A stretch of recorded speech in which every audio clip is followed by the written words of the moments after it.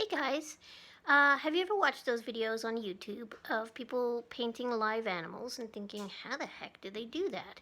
Those animals aren't staying still. Nobody's paying them to do that. And these painters are working really fast. So I've decided to challenge myself to try and do that for you. Because I'm probably going to be making a couple of different videos, I'm actually going to be using video on YouTube as a reference, which I probably can't show you because that's probably illegal. But I'll show you different stages throughout my process, and to prove to you that I'm working fast, I washed my hair. Not only because personal hygiene is important these days, but because you know that if my hair is dry by the end of this video, that I took a lot longer than I said I did. Okay, so let's get started. First of all, I want to make sure I get everything set up before I start. So, I've got what I call my home palette here, and I call it my home palette because you can see how big it is compared to my hand. That would be a little big for me to carry in my backpack if I was going hiking. But it's got my M. Graham paints in it, so those are my favorite ones that I like to paint with for watercolor. After this video, I will also post my kit. That's my kit that I take for hikes and things like that, that is a lot smaller and manageable. I've got a variety of different brushes set up. So primarily I'm using these white Taklon round brushes to do most of my watercolor, but just in case I've got some flats like this. And because I'm weird, I actually like to do watercolor with angle brushes sometimes. And then I've got some detail brushes. I've got my iPad, which I'm going to watch my video on. What else? I've got water set up here in one of these kind of squashable camping cups, which is nice and foldable. And I've got a watercolor pencil here that I might use to do a rough sketch first, and I might not. And then I've got a painting of a fox that I did last week, just to sort of compare when I'm done that my quick painting is not going to be as good as this painting, which I spent about an hour on. Okay. So when painting live subjects, you're probably not going to want to start with greyhounds racing on the track. So I would suggest to work fast, you have to choose slow. Nothing, almost nothing, is slower than a sloth. That's why they're called sloth. Anyway, that's what I'm going to be painting today. Okay, another couple of things that I kind of forgot to mention because I didn't have them ready yet are I always like to have paper towel on hand to wipe my brush after dipping it in my water and clean up any messes, and sometimes I use it to blot excess pigment and paint from the paper itself. I've set up sort of a limited palette in my paint tin tray to start with. So what I've got is I've got a yellow ochre, which is kind of baby poo colored, but it's enormously versatile. I've got, I actually don't know what this is. I think it's a raw umber. It's basically a brown, okay? So sloths are brown, so you're going to use different types of browns. This is an ultramarine blue, which I use to make a lot of things darker. When you add ultramarine blue with a brown like umber, you get almost a gray or a black, and that's sometimes a more natural approach to making things darker than actually going in with a black. I've got this gamboge, which is a type of yellow. And then I've got this hooker's green, and before you start laughing at the name, the guy who discovered the color was named Mr. Hooker. And basically it's a combination of ultramarine blue and gamboge. So if I was cheap and didn't want to buy this one, I could just buy these two. And then also, a lot of the time, I don't know if you can see that, but a lot of the time when I start a watercolor, I actually do a wash of yellow ochre and ultramarine blue, and that just adds a little bit of dimension before I start applying other pigment and color. It's kind of like when you put a ground on a canvas or a surface before painting on it with oil. Okay, let's get started. Okay, so I did decide to go in with my watercolor pencil and do a rough sketch. I paused the video. So I guess in a way that's kind of cheating. My bad, but I'm trying to make a video, so I'm trying to make things a little easier on myself. I'm gonna wet my brush and I'm gonna go over here and I'm gonna start with my yellow ochre, aka baby poo yellow, brownish, and just sort of roughly and kind of almost following the pattern of the fur on his arms and etc. I'm just kind of adding some color.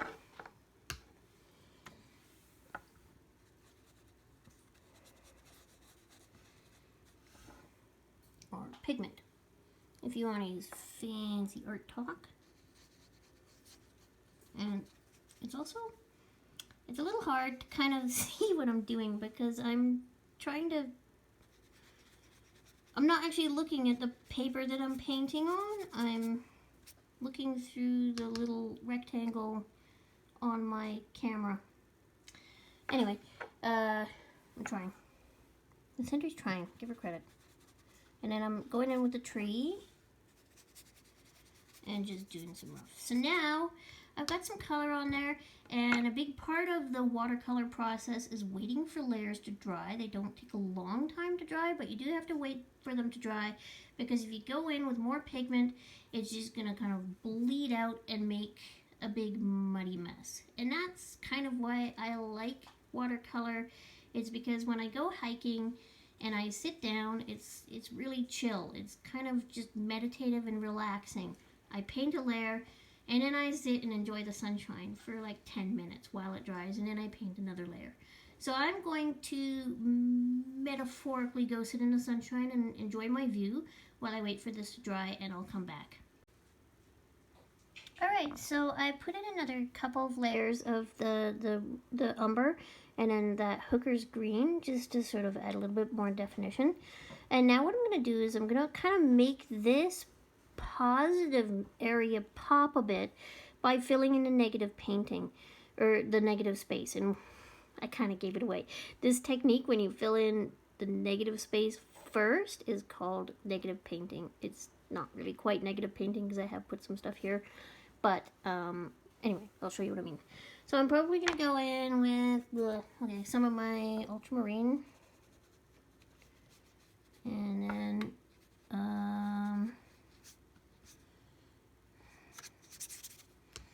just fill in that. I'm going to go in, actually I'm going to add, is that what I already had? Okay, talking to myself. Okay, and some of this green.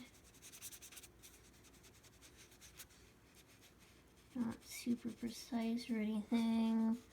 Just filling in the area.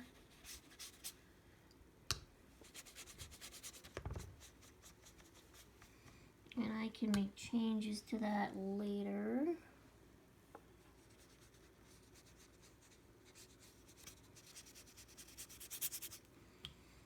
And I've actually kind of stopped looking at the video because it's hard to look through the thing that I'm recording with and try and paint through that. There you go. I'm not talking to you. See how I've done that before? I concentrate on stuff and then I lose the ability to talk. Anyway, so I've kind of filled in the negative area a bit, and I'm going to wait for that to dry and add some more stuff in here. I'm going in now to create a face on my sloth. Sorry, I just have to get the video going again. I'm going in to create a face so that it doesn't look as much like a kiwi. Looks more like an animal with a face. So I've combined my ultramarine blue with some of my umber to get like a dark gray, almost black.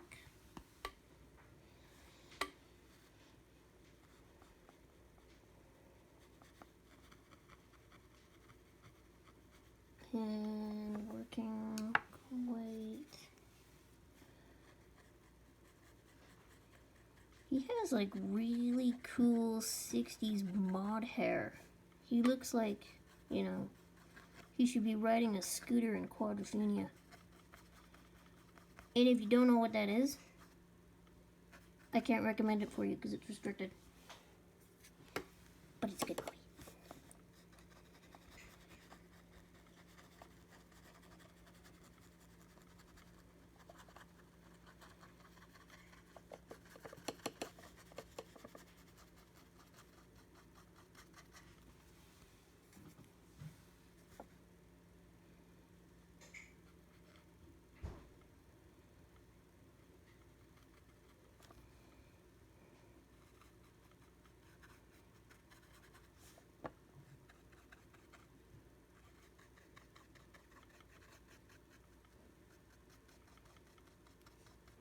Okay, so I'm going to work a little bit more and put some more detail in, and then I'll come back to you when I've got a bit more done and I can talk about the next stage. I've gone in and added some more in the background, and I started to put a little facial detail in, and I used that combination of the ultramarine and the umber to add some kind of details to the hair. Sorry, I'm just, I'm pausing. There we go. So what I'd like to do now is just sort of go in with some big swatches of general color.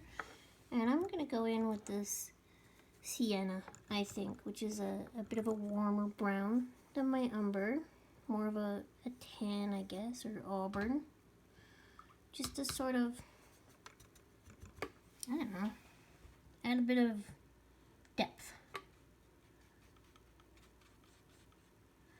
Just really quickly, and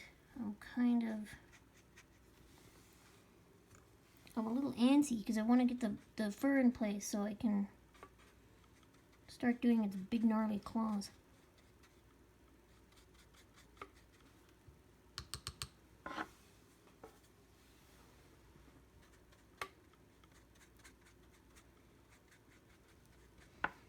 And I didn't mask out any of the area first, partly because, well, I ran out of masking fluid, and partly because I just like to sort of see what I get without masking fluid. If you don't know what I'm talking about, masking fluid is like it's almost like a rubber cement. In fact, you can use rubber cement. That's what people have done for years.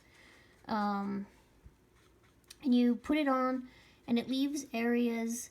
Once it's dried, it leaves areas unpainted. So it's a great way to add white space. And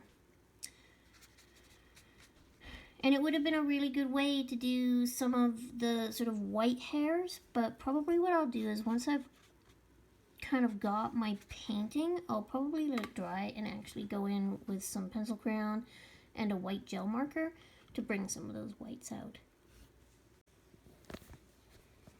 Hey, I'm back.